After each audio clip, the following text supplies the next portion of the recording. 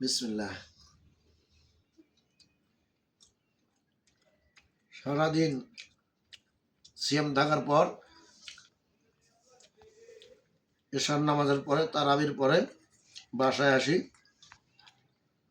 আসার পরে ছোলা খাই, মানে বুট। বুট খাই, যত খাবারই খাই আমি, যত পেট ভরে খাই, কিন্তু এই বুটটা আমার লাগবেই। কাঁচা বুট সারা বছরই খাই, কিন্তু রমজান মাস আসলে একটু বেশি করে খাই। এই বুটে যথেষ্ট পুষ্টি আছে।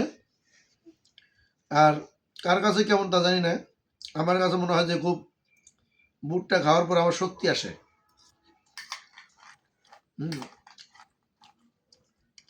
কথায় বলে না যে ঘোড়ায় করতে না দানায় করতে, মানে ঘোড়াকে যদি বুট না খাওয়ানো হয়, ঘোড়া লাফাইবো কেমনি, ফাল পাড়াবো কেমনি? যেমন খায় বুট তেমন ঘোড়া ফাল পাড়ায়।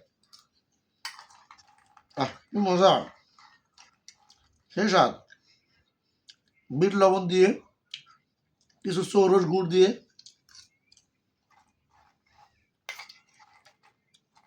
আবার মাঝে মাঝে কাজু বাদাম, কাঠবাদাম, চীনা বাদাম, পেস্তা বাদাম সব মিলে বুট সহ খাই আর কি। সারাদিনের ক্লান্তটা রাত্রে আসে আমার এই বুট খাওয়ার পরে আলহামদুলিল্লাহ খুব মজা হয়। আপনারাও খাবেন, খেয়ে দেখেন, খুব ভালো লাগবে। যত খাবারই খান বিট লবণ দিয়ে, একটু গুড় দিয়ে, আলহামদুলিল্লাহ।